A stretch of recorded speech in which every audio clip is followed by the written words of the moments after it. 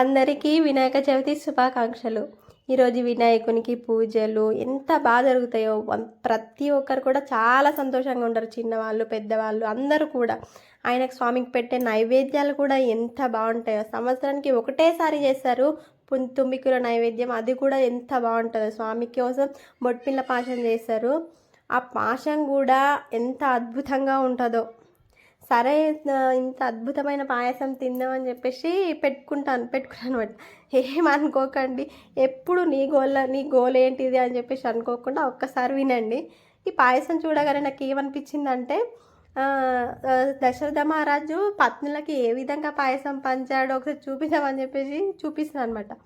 అయితే ఆ పాయసాన్ని సగభాగం ఏమో కౌశల్యకి వేసాడనమాట. సగం పూర్తిగా కూడా కౌశల్యకి ఇస్తాడు. ఆ మిగిలిన సగమేమో సుమిత్రకి ఇస్తాడు అనమాట. కట్ చేస్తున్నాను కదా, ఆ సగ భాగంలో కూడా సుమిత్రకి ఇస్తాడు. ఆ చిన్న భాగంలో సగం కూడా కట్ చేసి ఆ చిన్న సగం కూడా ఒక చిన్న సగమేమో సుమిత్రకి ఇచ్చేస్తాడు. ఇంకో చిన్న సగమేమో కైకేయికి ఇస్తాడనమాట. ఈ విధంగా పాయసం పంచుతాడనమాట. ఏమనుకోకండి. అందరికీ వినాయక చవితి శుభాకాంక్షలు.